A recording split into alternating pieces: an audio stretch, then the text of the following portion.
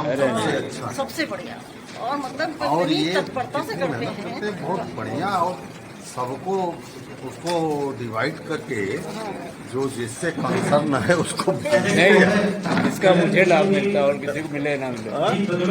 इसका लाभ जैसे आपने मुझे मिलता है, अच्छा।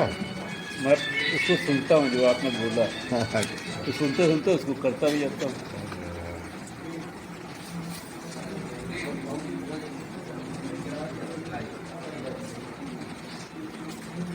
नेताओं के भाषण में सुनता हूँ। अब देखिए सबका आप तो वीडियो पूरा इकट्ठा बनाते हैं, तो उसको स्प्लिट कैसे करते हैं? जो हमसे ऐप से। रिलेटेड है, खाली हमें हमारे पास हाँ, तो वो काटना पड़ता है, उसका कुछ होता है।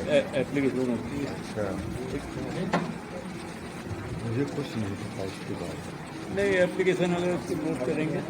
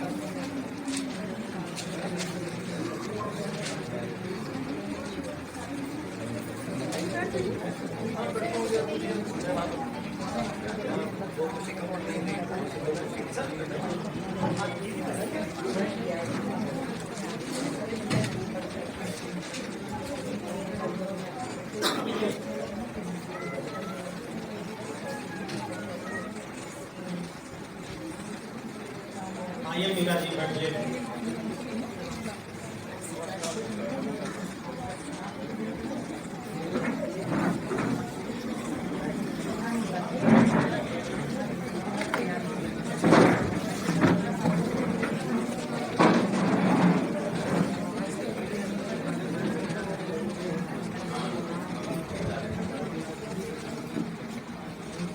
माँ के चरणों में पुष्पार्पण हो गया है और माल्यार्पण हो गया है। आदरणीय मंत्री ने माल्यार्पण किया, पुष्पार्चन किया। इसके बाद शब्दार्चन की बारी आती है। हमारे बीच में देश की श्रेष्ठ कवयित्री, माँ की वंदना के लिए जिनकी एक अलग पहचान है, आदरणीय शोभा दीक्षित भावना जी से मैं आवेदन करूंगा कि वो आए माइक पर और माँ का वंदन करें। आइए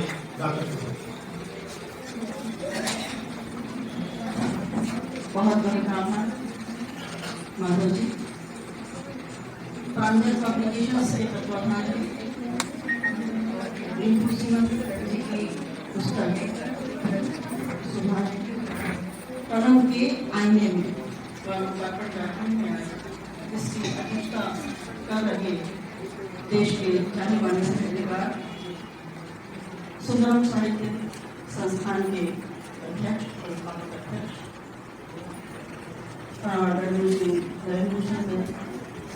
हमारे देश का गौरव, हमारा मान, मुख्य अतिथि आदरणीय जी और विशिष्ट अतिथि के रूप में हमारे महके दरबार परिवार के संस्थापक अध्यक्ष मनीषा सुंदर जी, जिनकी पुस्तक का लोकार्पण भी है, रिंकू सिंह जी, और बहुत देश के जाने माने कार्टूनिस्ट और इस कार्यक्रम का संयोजन और संचालन इसमें आइए। आप सभी को मैं बहुत बहुत करती हूँ। सामने बैठे सभी शुद्ध साहित्यकारों को मेरा प्रणाम। माँवाणी को नमन करते हुए उनकी वंदना का आदेश हुआ। वंदना के गीत का प्रस्तुत करती हूँ। आप सभी का आशीर्वाद। पहले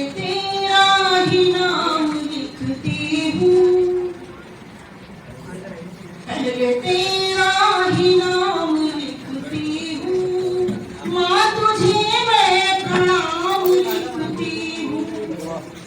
पहले तेरा ही नाम लिखती हूँ, पहले तेरा ही नाम लिखती हूँ, माँ तुझे मैं प्रणाम लिखती हूँ। सारी दुनिया ही है अधूरी माँ, सारी दुनिया ही है अधूरी माँ, मैं तुझे पूर्ण काम लिखती हूँ, मैं तुझे पूर्ण काम लिखती हूँ, माँ तुझे मैं प्रणाम लिखती हूँ। बहुत बहुत आभार। तेरे वीणा के गूंजते हैं स्वर, तेरे वीणा के गूंजते हैं स्वर, छंद उनके ललाम लिखती हूँ, छंद उनके ललाम लिखती हूँ, माँ तुझे मैं प्रणाम लिखती हूँ। और माँ के बगैर मेरा कोई अस्तित्व नहीं, मन का चित्रा कि मेरे अस्तित्व की तू स्वामिनी है, मेरे अस्तित्व की तू स्वामिनी है, खुद को तेरा गुलाम लिखती हूँ, खुद को तेरा गुलाम लिखती हूँ, माँ तुझे मैं प्रणाम लिखती हूँ। और मैं हमेशा कहती हूँ कि मैं जो भी लिखती हूँ वो मेरा नहीं होता है, मुझे संकेत जो मिलता है वही लिख पाती हूँ। तो मैं अपने शब्दों में कहने की कोशिश कर रही हूँ, आपका आशीर्वाद चाहती हूँ। देखिएगा कि तेरे संकेत जो मिले मुझको, तेरे संकेत जो मिले मुझको, मैं वही राम नाम लिखती हूँ, वही राम नाम लिखती हूँ, माँ तुझे मैं प्रणाम लिखती हूँ। चैन मिलता नहीं है जब मुझको, आपका बहुत बहुत आभार। चैन मिलता नहीं है जब मुझको, सुबह लिखती हूँ शाम, सुबह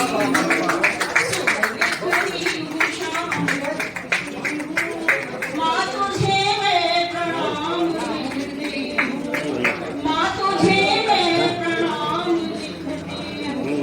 तू ही शोभा की अर्चना माता, तू ही शोभा की अर्चना माता, तू ही शोभा की अर्चना माता, तुझको ही चारों धाम लिखती हूँ, तुझको ही चारों धाम लिखती हूँ, माँ तुझे मैं प्रणाम लिखती हूँ।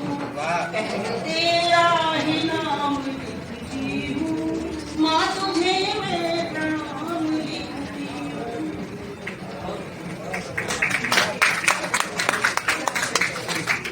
धन्यवाद आदरणीय डॉक्टर शोभा दीक्षित भावना जी। और उसके बाद क्योंकि पत्रकार दीर्घा में लोग चाह रहे होंगे कि जल्दी से लोकार्पण हो जाए तो उसको कवर कर लें, क्योंकि उनका जो समय होता है तत्व बहुत होता है। तो मैं व्यवस्था से लगे हुए लोगों से निवेदन करता हूँ कि वो जल्दी से, हम चाह रहे हैं कि मुफ्ती जी जो कि आज विश्व के अध्यक्ष हैं वो, और यहाँ पे श्री सुभाष सिंह जी हैं, मैं उनसे निवेदन करूंगा कि वो आज के जो हमारे अध्यक्ष हैं उनका माल्यार्पण करें। आदरणीय सुभाष सिंह जी, श्री सुभाष सिंह जी आए और वो मुफ्ती जी शाल निकाल लीजिए, पहले शाल दीजिए फिर माल्यार्पण करिए, पहले शाल हाँ हाँ नहीं ये तो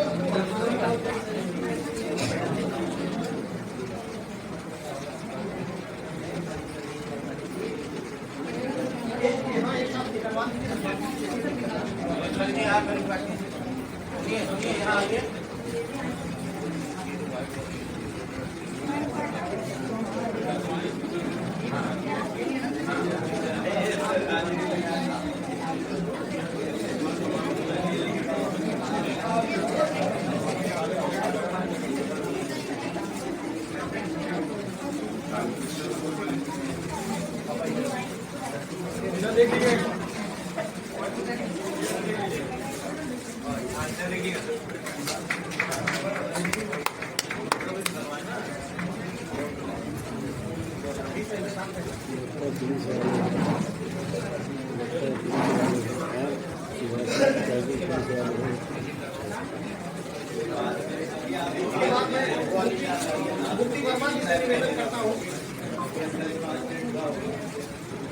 आज के जो कार्यक्रम की मुख्य अतिथि हैं आदरणीय डॉक्टर विद्या सिंह जी, पहले शामियार्पण करिए फिर माता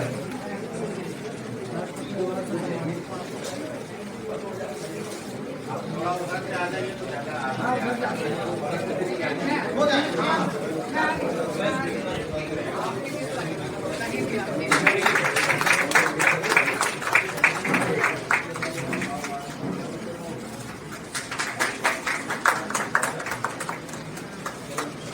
इसके बाद मैं श्री अभिषेक सिंह से निवेदन करूंगा।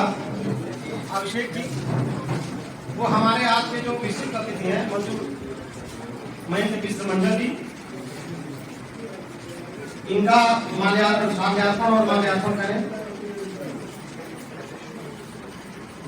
श्री अभिषेक सिंह जी मंजूर मंडल जी।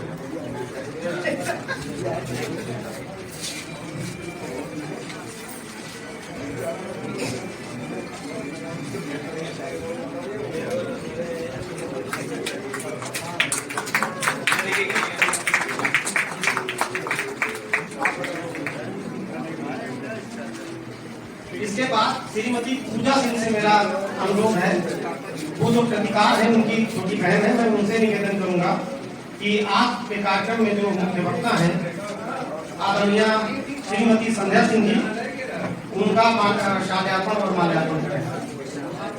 आदरणीय संध्या सिंह।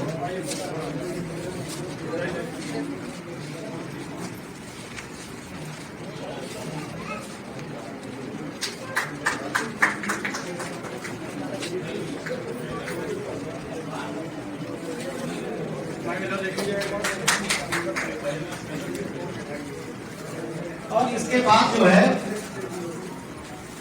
मेरा अनुरोध मुफ्ती जी से भी होगा और अभिषेक जी से भी होगा कि वो संयुक्त रूप से और जो प्रतिकार है उनका भी माल्यार्पण होना चाहिए, शामियार्पण होना चाहिए। तो पहले शामियार्पण करें। अभिषेक जी को बोलिए।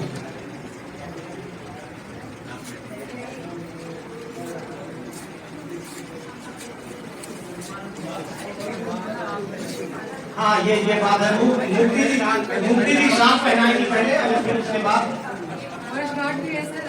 हाँ पता है मुझे।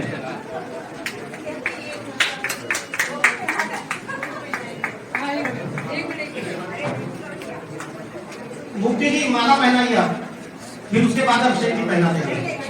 आप दोनों को पहना देंगे। हाँ पहनाइए। एक मैं पहना देंगी और फिर आप दोनों एक दूसरे पहनाइए।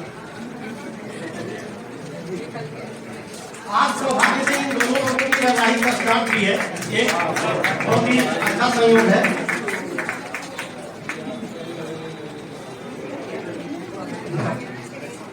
बहुत अच्छा संयोग है और इस पर कर्तव्य होनी चाहिए माल्यार्पण के बाद। आइए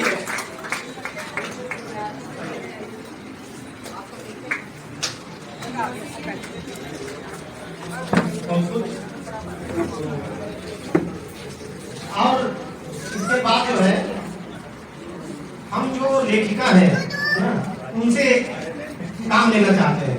तो वो ये काम लेना चाहते हैं कि वो अपनी जो मित्र है उनको भी एक माला दें और एक चाहते हैं, यानी मुक्ति वर्मा जी।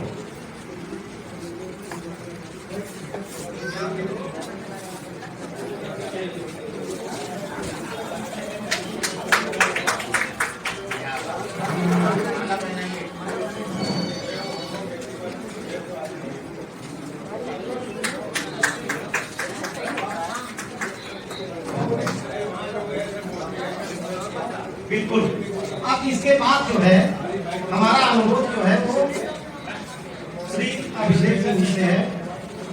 वो देखिए पिता जो होते हैं उनका एक अलग महत्व होता है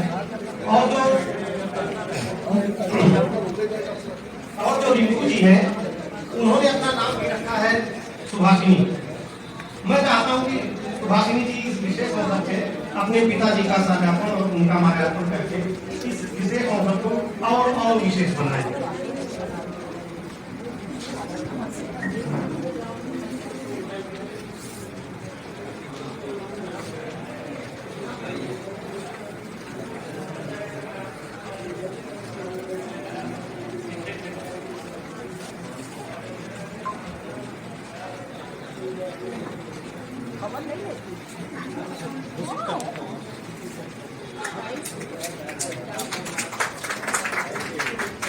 क्या बात, बहुत अच्छा।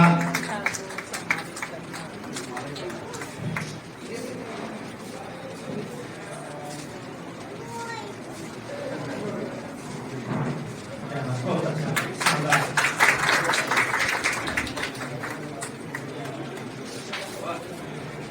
बहुत अच्छा। आप देखिए क्या है कि एक इनके परिवार से, गाजीपुर से जो लोग आए हैं, है ना, इनमें पिताजी का सम्मान हो गया है, इनके भाई भी हैं और लोग हैं, और जिस गल से कार्यक्रम चलेगा हम पूरी तरीके से उनके सम्मान का ख्याल रखेंगे। लेकिन क्योंकि पत्रकार से लेकर जो लोग बैठे हैं उनका समय बहुत कम है, हम सीधे पुस्तक लोकार्पण की तरफ बढ़ते हैं कि लोकार्पण हो जाए। लेकिन उससे पहले लेकिन उससे पहले अभी जो हमारे सम्मानित अतिथि बैठे हैं उनके सम्मान में थोड़ी सी एक और जरूरत है, उसको पूरा करना चाहते हैं। और हमारे बीच में जो आज की विशिष्ट वक्ता है आदरणीय श्रीमती नमिता सचान सुंदर जी, इनके लिए फिर मैं मुफ्ती जी से निवेदन करूंगा कि उनका शाल्यार्पण और माल्यार्पण करें।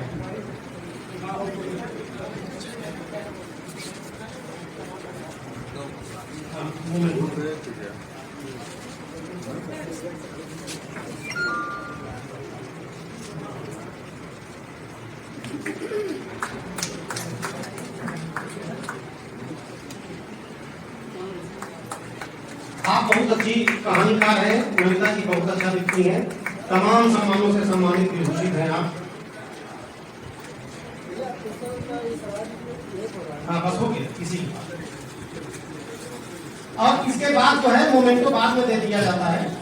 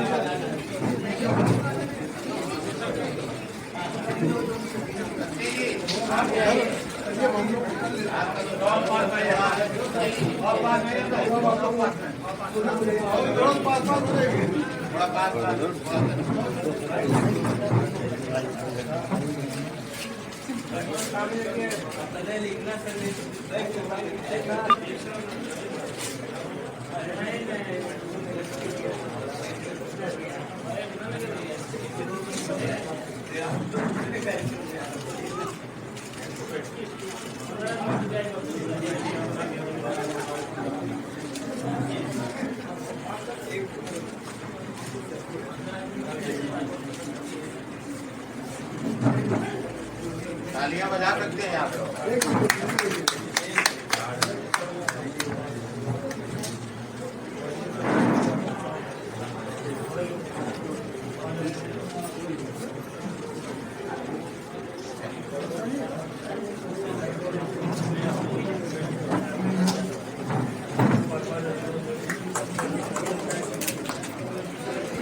धन्यवाद आदरणीय। मुझे लगता है उनका भी सम्मान होना ही चाहिए ताकि हमारा कार्यक्रम अपनी ऊंचाई तक पहुंचे।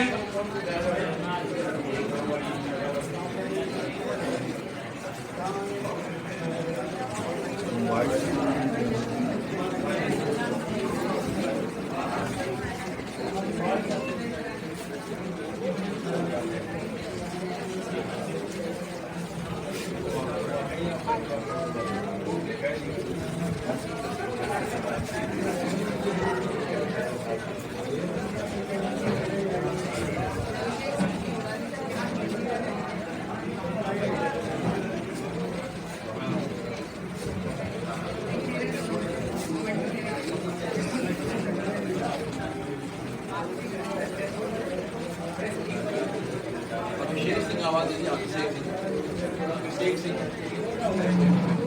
वो आज सुन लेंगे।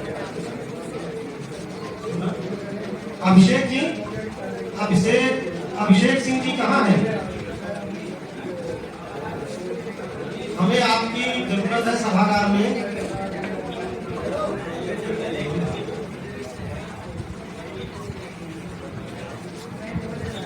तो सुनिए, टाइम हो रहा है क्योंकि फिर हम आगे बढ़ते हैं।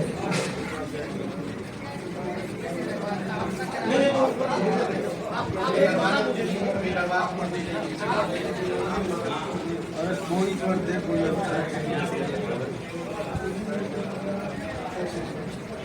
अब इसके बाद कार्यक्रम गति ले हमारे जो मंच वक्ता हैं वो अपनी बातें कहें। इससे पहले मैं चाहता हूं कि मां वंदना जिन्होंने की है आदरणीय शोभा दीक्षित भावना और उनका मैं माल्यार्पण चाहता हूं कि मुख्य जी उनका माल्यार्पण।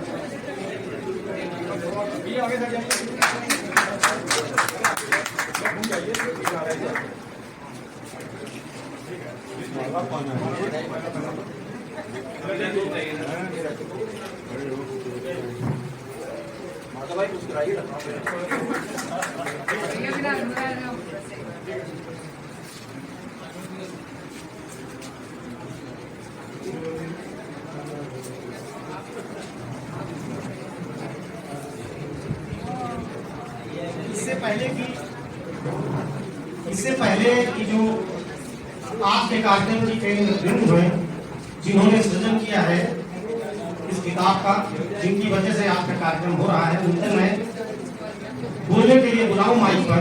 इससे पहले मैं चाहता हूं कि मंच पर जो विभूतियां बैठी हैं ये कार्यक्रम जितनी जल्दी से जल्दी हो जाए जिससे कि हमारे वक्ताओं को सही समय मिल पाए।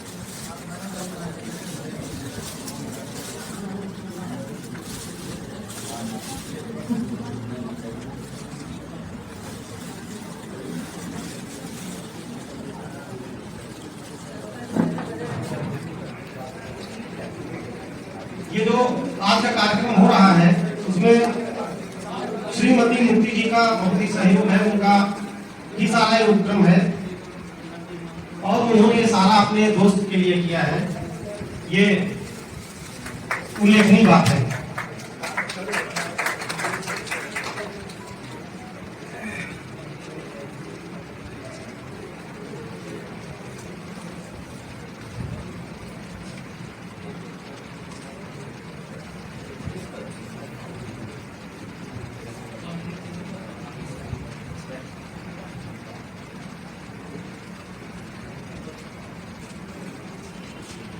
मित्र का तो बड़ा महत्व होता है। एक मित्र कृष्ण होते हैं बिना युद्ध लड़े हुए वो युद्ध जिता देते हैं, और एक मित्र होता है जो जानता है कि युद्ध में हार जाएंगे लेकिन साथ नहीं छोड़ता, वो कर्ण होता है। तो ऐसे ही जब मित्र मिल जाते हैं जीवट वाले कि जो किसी भी स्थिति में साथ देते हैं, यानी जब मुक्ति वर्मा जैसे दोस्त मित्र मिलते हैं तो अच्छे अच्छे काम होते हैं। बहुत बहुत बधाई मुक्ति वर्मा जी को भी।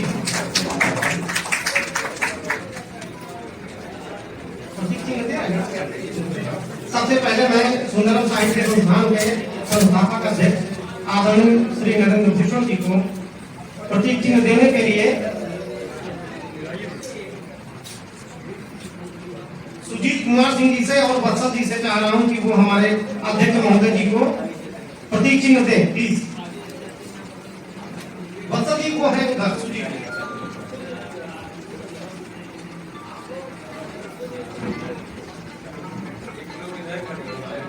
सुजीत कुमार जी पेशे से पत्रकार है।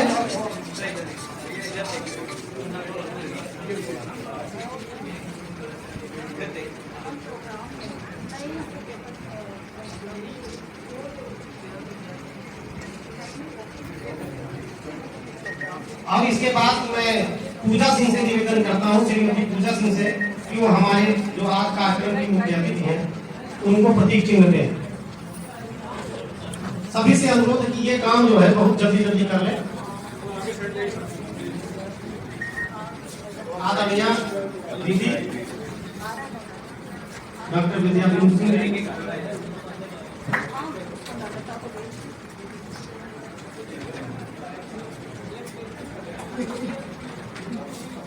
फिर हम एक और काम चाहते हैं अपने बीच में कि हमारे बीच में पूर्णिमा श्रीवास्तव जी हैं जो जिला गाइड कैप्टन है लखनऊ में।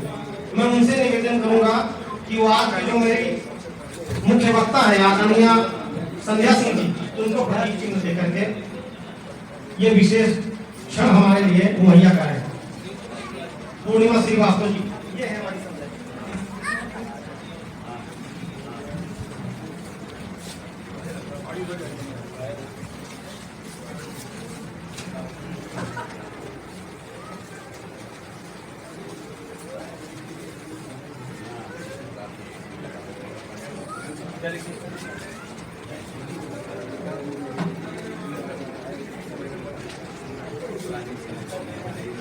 और इसके बाद फिर मैं निवेदन करूंगा सुजीत कुमार सिंह जी से कि हमारे विशिष्ट अतिथि श्री मंदिर में मिश्र जी को प्रतीक चिन्ह दें। सुजीत जी प्लीज।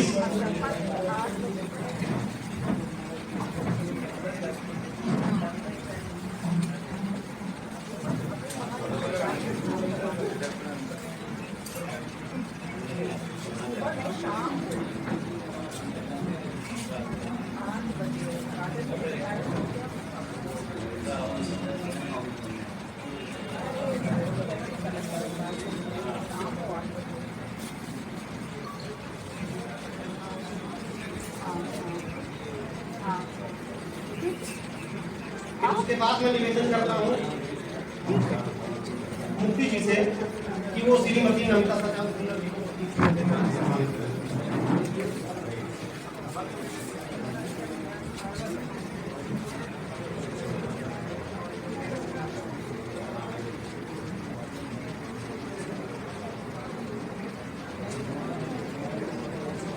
इसके बाद मेरा निवेदन है श्रीमती रिंकू सिंह सुभाषिनी जी से कि वो प्रतीक चिन्ह अपनी मित्र श्रीमती मुक्ति वर्मा जी को।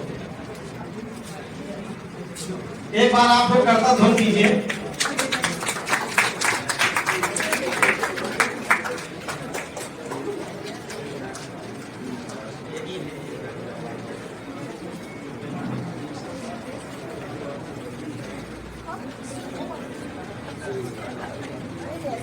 एक बार मेरे को माइक पर आना पड़ा।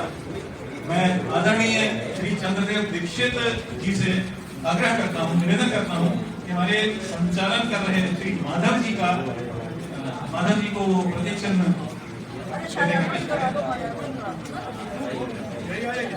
यहाँ आइए भैया बीच में।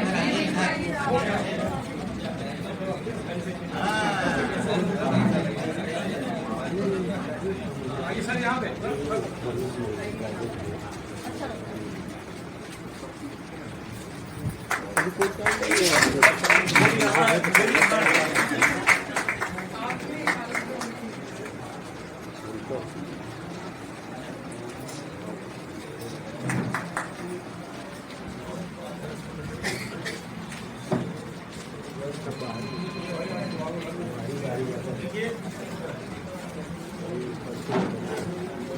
हमारे विशेष सहयोगी है बसंत जी, मैं बसंत जी से निवेदन करता हूँ एक बात।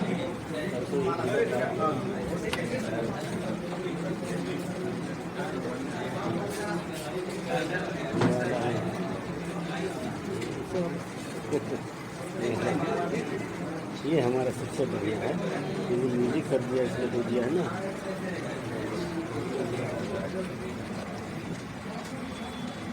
अब मैं चाह रहा हूँ कि निर्बाध ढंग से कार्यक्रम आगे बढ़े और इसके लिए सबसे पहले मैं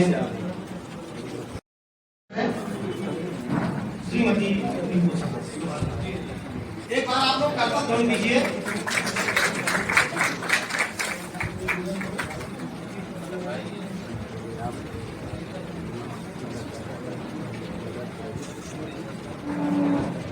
धन्यवाद।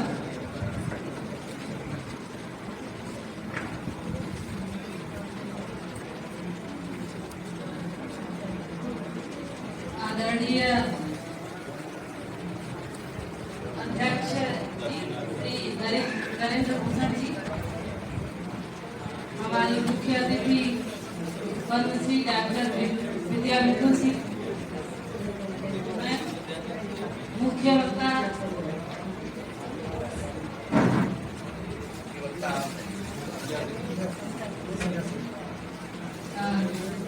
वक्ता संध्या सिंह मैम,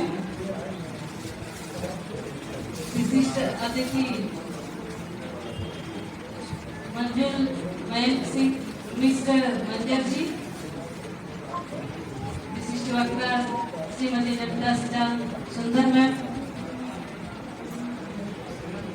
एवं हमारे संयोजक संचालक श्री हरिमोहन वाजपेयी माधव जी, अन्य उपस्थित सभी श्रेष्ठ विद्वज्जन, आप सभी को मेरा सादर प्रणाम। आप मेरी पुस्तक कलम के आईने के लोकार्पण में उपस्थित हुए। आप सबको देखकर काफी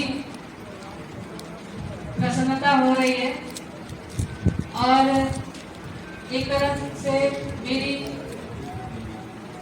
मेरा साहस बढ़ रहा है कि मैं आगे और आप लोगों से सीख करके कुछ आगे बढ़ूं।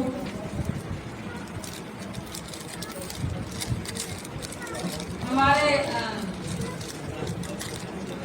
संयोजक एवं संचालक माधव भैया, मैं तो उन्हें माधव भैया ही कहूंगी क्योंकि हमारी मुक्ति जी उन्हें भैया ही कहती हैं, तो इसलिए मैं भी आपको भैया ही कहना चाहूंगी। और मैं ये कहूंगी कि आप तक पहुंचने के लिए मुझे मुक्ति जी ने ही बुलाया, आपसे मिलवाया।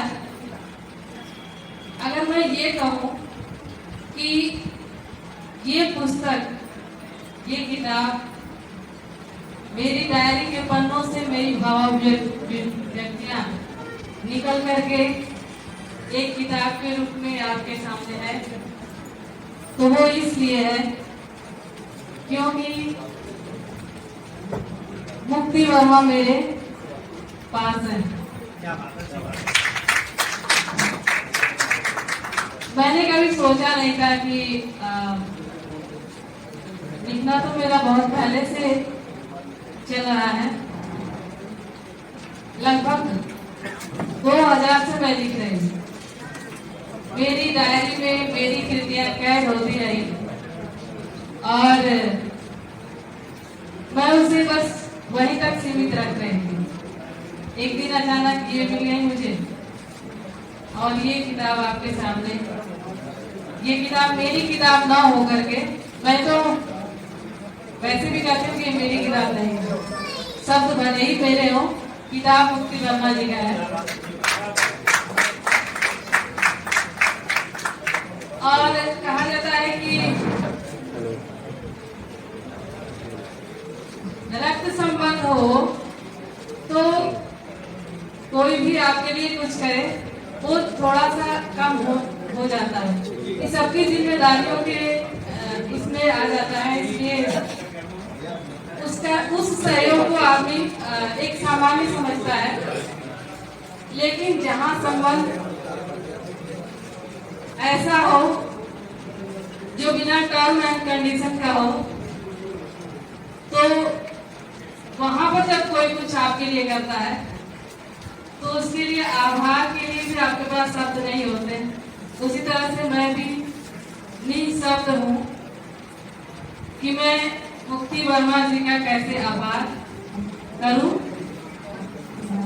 और किया नहीं जा सकता क्योंकि इन्हीं से हम माधव जी से मिले, मंजर जी के बारे में भी जाना। हमारी मुख्य अतिथि पद्मश्री विद्या बिंदु मैम से मिलने का सौभाग्य भी इन्हीं की वजह से मिला। आप यहाँ जितने सब विद्वजन उपस्थित हैं मंच पर और आगे दर्शक दीर्घा में, आप सबसे मिलने का सौभाग्य सिर्फ इसलिए क्योंकि मुझे मुक्ति वर्मा जी मिली। मैं इन्हें क्या कहूँ, दोस्त कहूँ, बहन कहूँ, कभी मुझे लगता है माँ कहूँ, कभी मुझे लगता है पिता कहूँ। यानी कि जितने भी इस संसार के रिश्ते हैं मैं इनके अंदर देखती हूँ। मेरी ये जो यात्रा है काव्य लेखन की, कहीं ना कहीं ये चीज मेरे पिता से समझ में आई है। मैंने अपने पापा को डायरी लिखते हुए देखा था और वो कुछ लिखते भी थे। तो शुरू में जब मैंने उनको देखा, बहुत उनकी राइटिंग इतनी अच्छी है और कुछ दोहे उन्होंने लिखे थे वो देखा मैंने, तो वहां से लिखने की प्रेरणा मुझे मिली। उनकी डायरी हम लोग पढ़ते थे, बहुत अच्छी लगती थी। दैनंदिनी वो बहुत अच्छा लिखते थे। इसके बाद जब मैं जब थोड़ा लिखने लगी तो मेरी छोटी बहन सबसे पहले उसने देखा और उसने बहुत सराहा कि आप बहुत अच्छा लिखती हैं, आप लिखते रहिए। मुझे उस समय कुछ नहीं समझ में आता था, मैं वैसे ही लिखती थी। फिर आगे जब विवाह हुआ तो मेरे पतिदेव श्री अभिषेक सिंह जी, वो भी मेरी कविताओं का बहुत प्रशंसा करते थे, जबकि वो कहते हैं कि मुझे ये सब चीजें पसंद नहीं है, लेकिन फिर भी तुम अच्छा लिखती हो। इसके बाद बहुत सारे लोग हमारे संपर्क में आते हैं और ऐसा लगता है कि आप जो करना चाहते हैं या जिस तरह की आपकी भावना है उसी तरह के लोग आपसे जुड़ते चले जाते हैं। मेरी एक मित्र है अर्चना जी, जो इस समय यहाँ नहीं आ पाई है, उनकी भी प्रेरणा मुझे मिली और मैं नियमित लिखने लगी। एक हमारी सहकर्मी शालिनी जी हैं, उन्होंने हमारी लेखनी को किताब के रूप में देखने के लिए कहा कि नहीं, आप किताब निकलवाइए, किताब करिए, पता करिए कहाँ कैसे क्या होता है। लेकिन मैं कभी इसको यहाँ तक कि मैं किसी पत्र पत्रिका में भी इसको नहीं देती थी। पता नहीं कैसे, पर ये किताब में समाहित किया, एक एक चीजों को समाहित किया। मुझसे मुक्ति जी मिली और इन्होंने मेरी एकाध कविताएं देखी, तो ये मुझसे कविताएं मांग रही।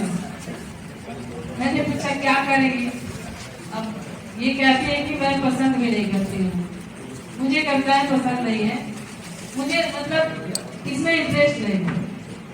लेकिन वो एक एक करके मैं पढ़ूंगी करके उन्होंने एक एक करके मुझसे किताब, इन्होंने कहा कि मुझे 100 कविताएं दीजिए। आपने आज तक अगर इतने दिन से लिखना शुरू किया है तो बहुत लिखा होगा, मुझे 100 कविताएं दीजिए। मैंने कहा मैं क्यों आपको कविताएं? तो इन्होंने कहा कि मुझे पढ़ना है। उनका आपको तो पसंद नहीं तो पढ़ना क्यों भाई? तो इन्होंने कहा कि नहीं चलो मैं इसको छपवा के इसके कुर्ते बनवाऊंगी। मुझे बहुत हंसी आई, लेकिन इन्होंने इतना ज्यादा प्रेरित किया। हर दिन मुझे 5 कविताएं करेक्ट करके दो, 5 कविताएं मुझे दो, और ऐसे कर करके इन्होंने मेरी कविताओं का कलेक्शन तैयार किया। और एक इसकी 100 कविताओं की कॉपी बना करके जब इन्होंने मुझे दिखाया तो मुझे बहुत खुशी हुई। मैं पूछी कि ये आप क्यों कर रही हैं? उन्होंने कहा कि बस आपकी किताबें डायरी में इधर उधर है, इसलिए मैं इसको इस तरह से एक जगह प्रिंट आउट करा के रख ले रही हूँ। आप इसको क्या नाम देना चाहेंगी?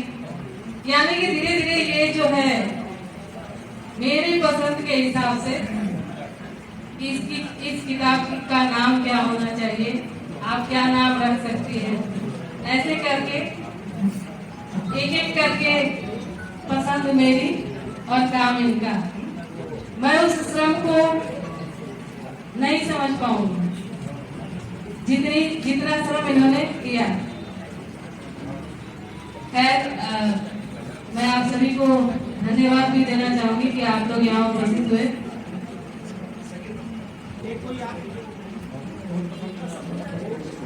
सुनाइए।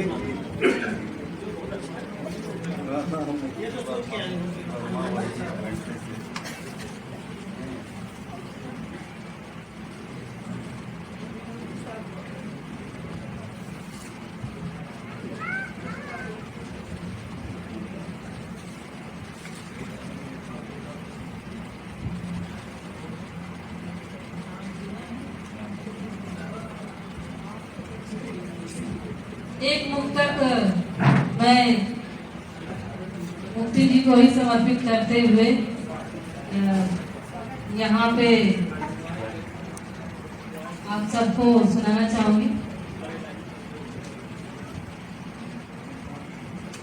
प्रेम कर तो दिया पर शायद कर नहीं पाई, प्रेम कह तो दिया पर शायद कर नहीं पाई, ढालती रही स्वयं को उसमें ढल नहीं पाई, ढालती रही स्वयं को उसमें ढल नहीं पाई। वो समंदर का समंदर ही रह गया, वो समंदर का समंदर ही रह गया, किंतु मैं ही नदी बन नहीं पाई, किंतु मैं ही नदी बन नहीं पाई। एक और मुक्तक है। उसकी सांसों में एक तूफान देखा है, उसकी सांसों में एक तूफान देखा है, धड़कनों पर थिरकता एक नाम सुना है, धड़कनों पर थिरकता एक नाम सुना है, दिखता है वो महफिल सा सदा लेके, दिखता है वो महफिल सा सदा लेके, हृदय में मैंने उसके एक शमशान देखा है, हृदय में मैंने उसके शमशान देखा है। धन्यवाद।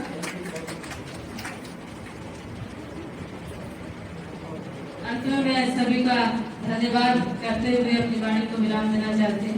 धन्यवाद। सभागार में उपस्थित सभी लोगों को मेरा बहुत बहुत यथोचित अभिवादन, स्नेही अभिवादन।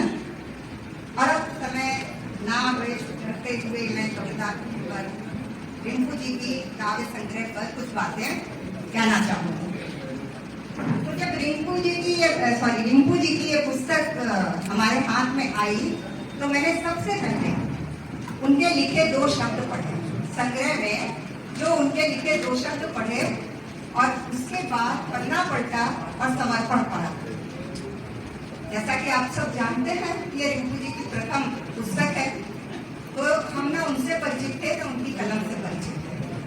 लेकिन जब मैंने उनकी लिखी 2 बात पढ़ी और उनका समर्पण पढ़ा तो मुझे लगा मुझे इस संग्रह की सबसे खूबसूरत कविता मिली।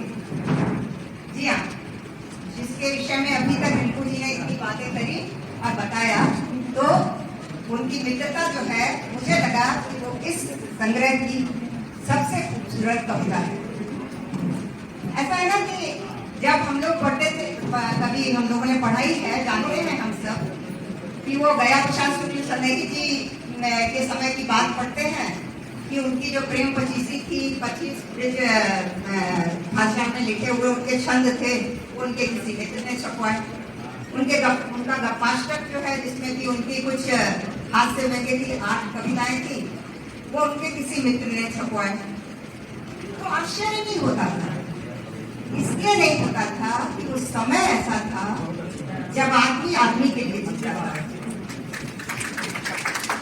जब आदमी के लिए जीता था, देश के लिए जीता था, राष्ट्र के लिए मरता था।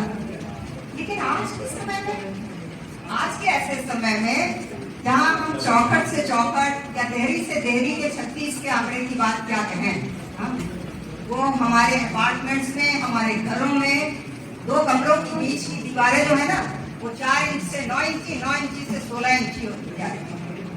हम लोग ना आपस में एक ही घर के 5 सदस्य कितनी बार एक साथ मिल बैठ के बात कर पाते हैं। वो घर के अंदर ही व्हाट्सएप चैट चलती है और उसमें भी गुड मॉर्निंग भी नहीं लिखा जाता है, जीएम लिखा जाता है। तो संवादहीनता की और संपर्क न होने की ऐसी स्थिति में मित्रता की ऐसी मिसाल साधुवाद है आप लोग। और हम चाहते हैं कि नेक के ऐसे बंधन जो है ना पनपे, बहुत पनपे, उम्र दराज हो आप लोगों की दोस्ती की, जिससे हमको, हमारे समाज को रचनात्मकता और सृजन की ऐसी उपलब्धियां हमारे बीच में आती हैं। तो इस मित्रता की बात करते हैं, मित्रता वाली कविता के बात करते हैं, क्योंकि कविता भी तो भाव है और मित्रता से बेहतर भाव हमें और कोई किसी संबंध में दिखता ही नहीं है। हर संबंध का आधार मित्रता होना चाहिए मेरे हिसाब से, तभी वो संबंध बहुत मधुर बनता है। वो चाहे पिता पुत्री के बीच में हो, चाहे पति पत्नी के बीच में हो, चाहे बेटे माँ के बीच में हो, अगर मित्रता आधार है किसी संबंध का, तो संबंध का उनमें गहराई भी होती है और उसकी उम्र भी दराज होती है। तो चलिए अब आगे बढ़ते हैं और रिंकू जी के कविता संग्रह की कुछ कविताओं के विषय में बात करते हैं। तो इस संग्रह में एक स्थान पर कवयित्री ने कहा है कि कविता लिखना एक बहाना है। कविता लिखना एक बहाना है, हाँ हमें तो खुद को पाना है। तो ये जो अभिव्यक्ति है ना, खुद से पहचान करने की, खुद को जानने की एक जो ईमानदार कोशिश, मुझे लगता है ये रिंकू जी का सबसे पावन संकल्प है अपनी रचनात्मकता के प्रति। क्योंकि देखिए अभिव्यक्ति के उद्देश्य तो बहुत होते हैं। कभी जो समसामयिक समस्याएं हैं उनको सामने लाना होता है, हमारी सामाजिक कुरीतियों के विषय में बात करना होता है, हम निराशा के परिवेश में रह रहे हैं तो हमें हौसला अफजाई हमारी अभिव्यक्तियों का उद्देश्य होता है। लेकिन मेरा मानना है कि हम इसमें से किसी भी उद्देश्य के प्रति पूरी ईमानदारी से नहीं बरत सकते। पूरी ईमानदारी अगर हम खुद अपने आप को नहीं पहचानते, यानी जो अभिव्यक्त कर रहे हैं वो और हम भीतर जो है उसमें जब दूरी होती है तो हम अपने उद्देश्यों में सफल नहीं हो पाते हैं। तो मुझे लगता है कि कवयित्री की सहजता और सहजता से अधिक उसका ये स्वीकार करना कि ये जो उद्देश्य है कविता लिखने का वो खुद अपने आप को पहचानने की प्रक्रिया है, ये बहुत ही ईमानदार कोशिश है। और यही ईमानदार कोशिश जो है वो उनकी रचनात्मकता के प्रति हमारे विश्वास को और पुख्ता करती है। और इसी एक जगह नहीं, इसमें और भी उन्होंने एक और कविता है, इस संग्रह में एक कविता है जिसमें कि वैसे तो शीर्षक ही है उनके संग्रह का कि कलम के आईने में, तो वो आईना जो है वो उन्होंने स्वयं को भी दिखलाया है। और बहुत सारे विषय है संग्रह में जिसकी हम चर्चा करेंगे अभी। उन विषयों को भी, हमारे समाज को और हमारी भावनाओं को, सबको इसमें अंकित किया है। तो इस कविता संग्रह में एक कविता है आईना बोलना, जिसमें आईना कह रहा है, गौर कर कभी तो स्वमुख मुझ में दो चार बातें कर, कभी तो स्वयं से स्व विकास कर, जरा आत्मविश्वास कर।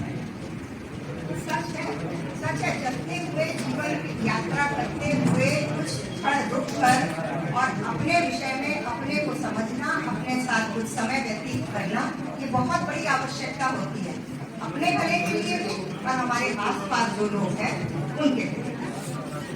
कितने कम शब्दों में कितनी ईमानदारी से ऐसे भीतर से उठाते हुए अपने से साक्षात्कार करने के इस भावना को, इस विचार को अभिव्यक्त किया है करते हैं। और ये सहजता तो इस कविता, इस संग्रह की हर कविता में आपको मिलेगी और ये सहजता ही इनकी सबसे बड़ी शक्ति है। जैसे देखा जाए तो सहज नहीं होता, सहजता से किसी भी भाव को अभिव्यक्त करना तो बहुत कठिन होता है। हम सहज स्वयं नहीं हो पाते हैं तो बात तो सहजता से कहाँ से व्यक्त करें। लेकिन इस कठिन कार्य को रिंकू जी ने अपने इस संग्रह में बहुत आसानी से कर दिखाया है। और मेरा उनसे अनुरोध है अपनी ये सहजता और ईमानदारी बरकरार रखिए। रचनात्मकता की यात्रा चाहे कितनी लंबी हो जाए रिंकू जी, लेकिन अपनी ये सहजता और ईमानदारी अपने शब्दों के प्रति, अपने भावों के प्रति हमेशा जिंदा रखिए।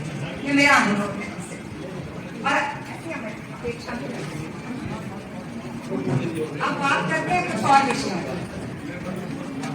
अब हिस्ट्री का कविता संग्रह है तो जैसा कि अपेक्षित है स्त्रियों की स्थिति, उनकी मना स्थितियों पर आधारित कविताएं हैं और होनी भी चाहिए।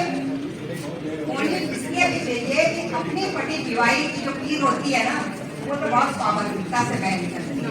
तो इसलिए इस संग्रह में आपको स्त्री संदर्भों में लिखी हुई, स्त्री संदर्भों पर लिखी हुई बहुत सी कविताएं मिलेंगी, लेकिन हर कविता का रंग कुछ अलग है।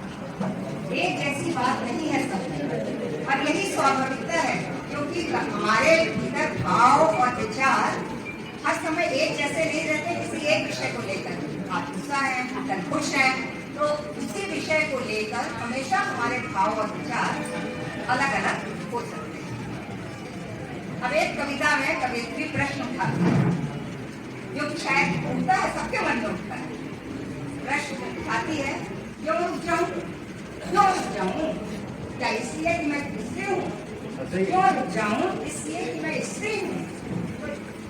और इसके बाद कविता और बनती है जिसमें कवियत्री के प्रश्न और निकलते हैं। ये एक तेवर है इसकी संदर्भ की कविता। इसके अतिरिक्त है पौराणिक संदर्भों का हवाला देते हुए स्त्री द्वारा भोगी गई विडंबनाओं का, कष्टों का, उनकी ओर ध्यान खींचा है। कैसे मौन रहकर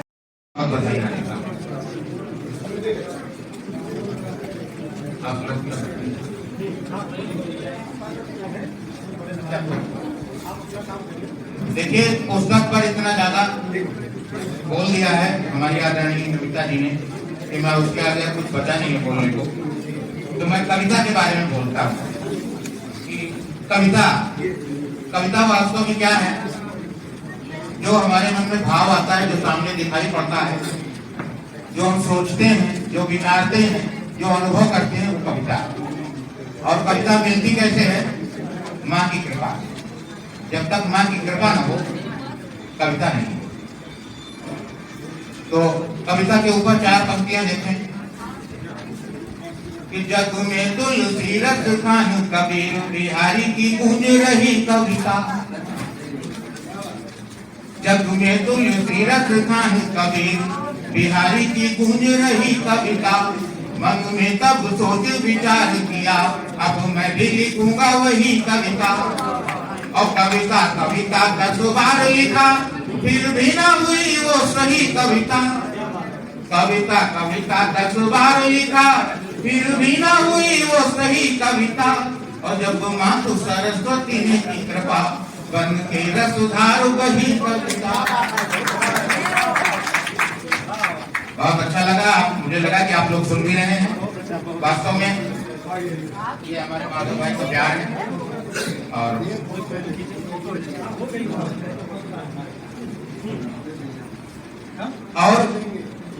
मुझे बहुत कम बोलने के लिए वैसे भी कहा गया है, तो मैं बताऊं कि इसके बारे में बता दूं। विशिष्ट अतिथि में थोड़ी विशिष्ट बात करना अच्छा लगता है कि मुक्ति सिंह जी का मेरे पास फोन आया। पहले मेरी छोटी बहन का फोन आया कि दादा हमारी एक फ्रेंड है वो किताब छपवाना चाहती है।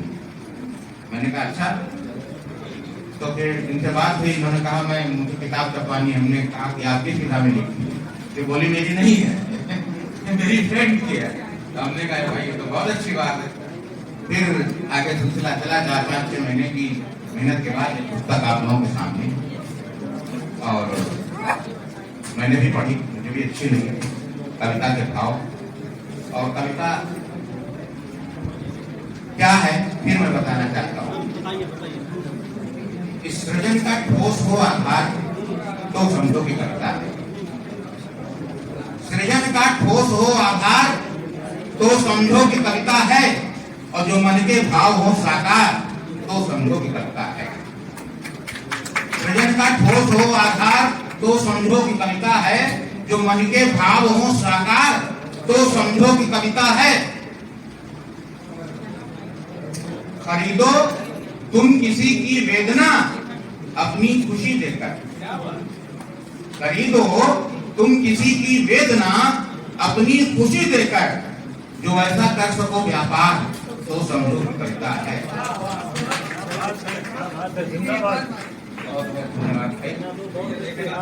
आप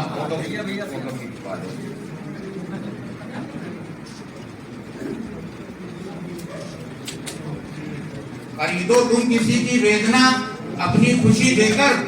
जो ऐसा कर सको व्यापार तो समझो की कविता है। और पड़े धरती पे जब जलधार तो समझो की कविता है। पड़े धरती पे जब जलधार तो समझो की कविता है। जो दादुर गांव उठे मल्हार तो समझो की कविता है। और गगन उन्मुक्त हो बरसे और खरा रसिक्त हो जाए। गगन उन्मुक्त हो बरसे और खरा रसिक्त हो जाए। प्रकृति करने लगे श्रृंगार तो समझो की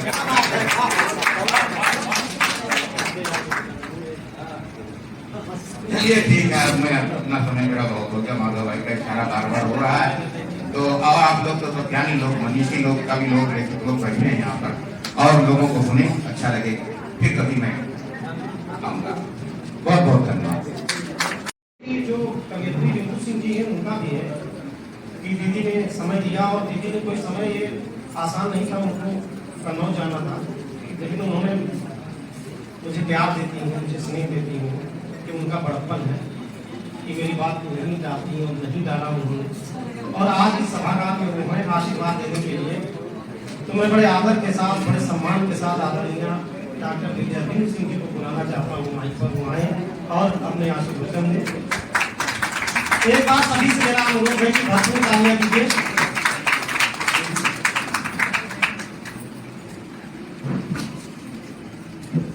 अभी मंजू जी सुना रहे थे, आपको बता रहा हूँ मंजू जी को कौन नहीं सुनना चाहता। इतने बढ़िया शायर है, इतना बढ़िया गाना है, घंटों सुनना चाहते हैं।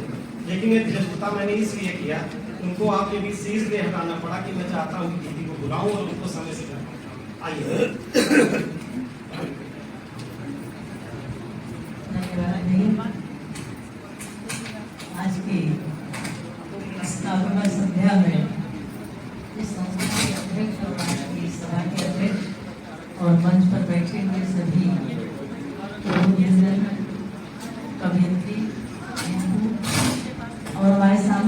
सभी प्रिय बहनें और भाई, मैं सबको नमन करती हूँ। बहुत अच्छा लगता है जब किसी सम्मेलन में या कविता पर चर्चा हो जिसमें सुनने की सौभाग्य मिलता है। लेकिन कभी कभी कुछ बाधाएं ऐसी आ जाती हैं कभी सुने जाना पड़ जाता है। आज रिंकू जी की विवाह की वर्षगांठ और अभिषेक जी और रिंकू जी यहाँ एक साथ उपस्थित हैं। पूरी सभा उनको आशीर्वाद दे रही है। यह बहुत ही अच्छा अवसर है कि ऐसे अवसर पर किसी के तिथि का उसके तिथि का वर्षगांठ मनाने का तरीका बहुत ही प्यारा है और इनके जीवन में इस तरह के अवसर बराबर आते हैं। यही कविता का संग्रह है और उनके मित्र जिनके बारे में अभिनेता जी ने लिखा और इनको समर्पित किया अपने मित्र और अभी सभी वक्ताओं ने ऐसी मैत्री सचमुच दुर्लभ होती है। और आज अगर कोई सफल हो रहा है तो मित्रों के कारण। मुझे भी ऐसे मित्र मिले हैं जिनके कारण मैं कुछ कर पाती हूँ। सभी बहुत ही संवेदनशील लोग बैठे हैं। इस पुस्तक के कलम के आईने में पृष्ठ पर कलम पंख का कलम है जो पहले लिखा जाता जिससे लिखा जाता था सही। ये उस अतीत से वर्तमान को जोड़ने वाली कविता की यात्रा की कथा कर रही है। और अंतिम आवरण पृष्ठ पर लिखती है कि कलम लिखूं या कि किताब लिखूं, सवालों पर सवाल लिखूं या कि जवाब लिखूं। कविता ने शुरू से ही प्रश्न छेड़े हैं, उसका उत्तर दिया भी है, तलाशा भी है और आज तक तलाश रही है। बहुत अच्छा बात ये लगा और सचमुच कविता की पूरी संभावना इस छोटी पंक्तियों व्यक्त हुई। कविता के भविष्य पर आज चर्चा होती है। भाई ने भी कविता क्या है इसकी चर्चा की। प्रकाशक छापना नहीं चाहते, कविताएं सबसे ज्यादा लिखी जा रही है, प्रकाशक नहीं लिखता। खेद का विषय है कि लोगों को पैसा दे करके छुपाना पड़ता है। ऐसे प्रकाशकों को भी बधाई और धन्यवाद देना चाहिए जो कविता को प्रकाशित करने के लिए आगे आते हैं। मैं इस प्रकाशक को धन्यवाद देती हूँ। उन्होंने स्वागत किया और कोई कुछ भी कहे, कविता आदिकाल से रही है और अब तक रहेगी। जब सब कुछ खत्म हो जाएगा तभी केवल कविता बचेगी। इसलिए कविता के महत्व को हम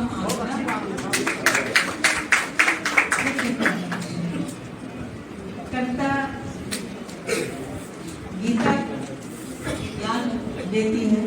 कविता रामचरितमानस के माध्यम से जीवन का, शांति का, परिवार का, राष्ट्र का संदेश देती है। और कविता को शब्द ब्रह्म के रूप में अगर माना जाए तो जब आदिकाल से जो कुछ भी कविता सुनाई गई अभी भी ब्रह्मांड में गूंज रही है। लोग कह रहे हैं आज वैज्ञानिक कि गीता का जो वचन है आज भी आकाश मंडल में है, उसे पकड़ा जा सकता है और वो कोशिश करते हैं। वेदों से लेकर के मुझे वाचिक कविता के रूप में कविता ने अभी तक निरंतर अपनी यात्रा बनाए रखी है। कविता मन से लेकर के पुस्तकों तक उपस्थित रही है और उसकी उपस्थिति का अर्थ है कि हमारी मानवीय संवेदना अभी तक बची, वरना इतने लोग कविता पर चर्चा सुनने के लिए नहीं इकट्ठा हैं। हम मनुष्य हैं, हमारी मानवता बची हुई है। इस बात का प्रमाण है हमारी संवेदना।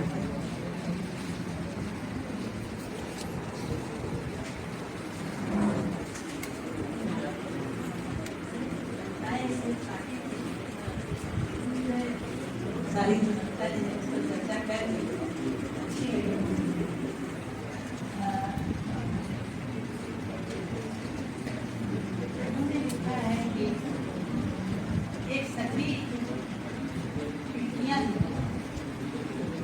खिड़कियां सखी के समान सहारा देती हैं। क्योंकि स्त्री अपना दर्द प्राय है 7 तहों के भीतर रखते हैं, बहुत कम कहते हैं किसी से। कोई सुनेगा क्या कहेगा, कोई मेरा दर्द समझेगा, उसको किस रूप मिलेगा। तो ये खिड़कियां हैं, कविता एक खिड़की है जो हमारे मन का दर्द समाज पहुंचाती है और सचमुच सखी है। जाने किन किन रूपों में एक खिड़की खुलती रही है और बात सामने आती रही है। एक कविता आपने लिखी है, मेरी कथा सुने अनुभव। इसमें चंद की पत्नी की कथा है जिसका मोल किया गया ताकि मैं मौन रही था। उसके बाद इंद्र ने छला, अहिल्या की कथा है कि तुम तो इंद्र बन गए और मैं चली गई। तीसरा उदाहरण उन्होंने गौतम ऋषि का दिया है, मैं तो शीला बन गई और तो ऋषि के रूप में पूजे गए। श्री राम का भी जिक्र किया है, मेरी परीक्षा हुई। द्रौपदी का जिक्र है कि वरण स्वयंवर में जीता एक में और मैं 5 लोगों में बांट दी गई। जुए में मुझे दांव में लगाया गया। इन सारे प्रश्नों का उत्तर तलाशते हुए स्त्री उस अतीत को झांकती है, उसने कहाँ कहाँ क्या खोया और कितना संघर्ष किया। ये तो हमारे पौराणिक संदर्भ है। ये स्त्री की शक्ति को दिखाने के लिए, इसे आज के आलोचक उसने बहुत कि स्त्री को गुलाम बनाया गया या उसके साथ अन्याय हुआ, उस काल से जोड़ते हुए आलोचना करते हैं भारतीय संस्कृति की। लेकिन वे नहीं जानते कि स्त्री ने उन परिस्थितियों में भी अपने अस्तित्व को, अपनी अस्मिता को बचाए रखा। ये गौरव बोध जो स्त्री का है वो हमारे गौरव की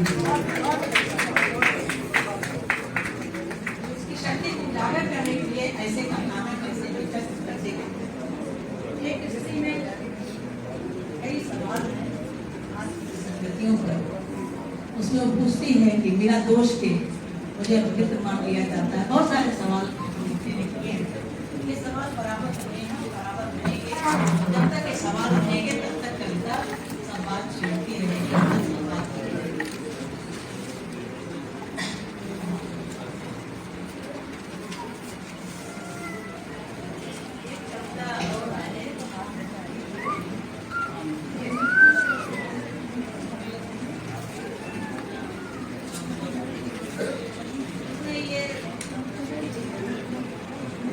गौरैया के ऊपर आपने चर्चा की। गौरैया और लाभ दुनिया की, ये जो गौरैया हमारे देश से गायब हो गई, उसके पीछे दोष किसका है? हमारे बचपन में हम सबको याद रखा कि चावल भीनते समय और मिट्टिया को आगे ही कहा जाता है, तो जाना चुपके उड़ जाएंगे। और में तमाम ऐसे संदर्भ मिलते हैं। और लाभ दुनिया के बारे में कहा गया है, जैसा मैंने सुना था कि जब घर में कोई विपत्ति आनी होती है तो वो लालमुनिया चिड़िया अपने ऊपर ले लेते हैं और उस परिवार की रक्षा हो जाती है। ये संवेदना, ये भक्तियों में उसने इस तरह की हम इस तरह पक्षी प्रकृति हमारी रक्षा करती है और हम उससे भूल रहे हैं। उसके प्रति हमारा दायित्व है मनुष्य का, वो हम भूलते जा रहे हैं। इस तरह की तमाम कविताएं इसमें ऐसी हैं जो पढ़ने योग्य है और भूलने योग्य है। कविता मंचों से सुनी जाती थी तो उसमें सामने संवाद होता था, कवि का और श्रोता। आज पढ़ने की बस हो गई है, पढ़ने किसी के पास समय नहीं। कविता लोग ले जा करके अलमारी में रख देते हैं, इसलिए फिर से उस मंच को, जो मंच का जो एक ह्रास हुआ, उसके गौरवशाली अतीत जो रहा है, उसको आज उस तरह का मंच नहीं मिल रहा। आज ऐसी ऐसी कविताएं मन को सुनने मिलती हैं। लोग कहते हैं गंभीर कविता सुनाने के लिए मंच है ही नहीं। उन गंभीर कविताओं को सुनने के लिए मंच ऐसी संस्थाएं दें, ये बहुत जरूरी हो गया है। और सबको भाई माधव जी इतना प्रयास करते हैं सबको जोड़ने का, और सब लोग इतना इकट्ठा हुए, मैं सबको प्रणाम करती हूँ। मुझे आज बहुत जरूरी काम से घर पे जाना पड़ रहा है, कोई बैठा है, इसलिए मैं क्षमा मांगते हुए विदा लेना चाहूँगी। बहुत बहुत क्षमा चाहती हूँ। सुंदरवाड़ी वंदना की। और जब जितने लोग बैठे हैं सब मेरे अपने हैं, मैं किसी का नाम नहीं ले रही हूँ।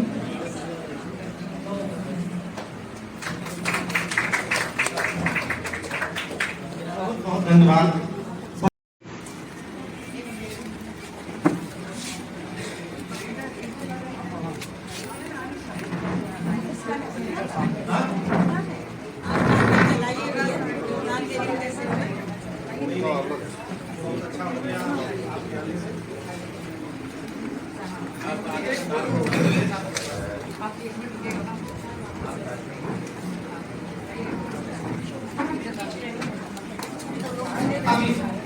अब इसके बाद मैं बुलाना चाहता हूँ जिनको बहुत देर से आप सुनना चाहते हैं, तो ठीक है, मैं फिर मुख्य वक्ता आदरणीय संध्या सिंह जी को बुलाना चाहता हूँ। एक बार आप लोग करता ध्वनि दीजिए आदरणीय संध्या सिंह।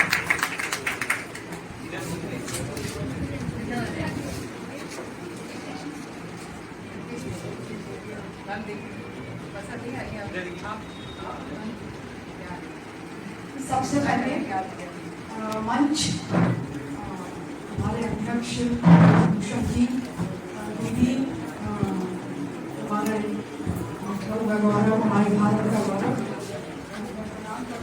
तो जो वक्ता सभी को प्रणाम करती हूँ।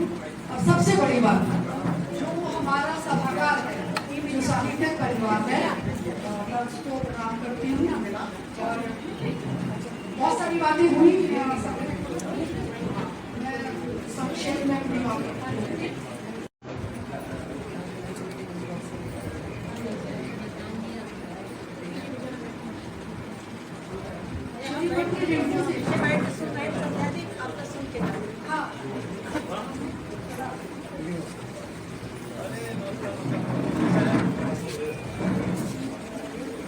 नमिता सुंदर जी ने जो किताब के बारे में श्रीमती रिंकू सिंह जी, सुभाषिनी जी, आपको बहुत बहुत बधाई और शादी सालगिरह की बधाई।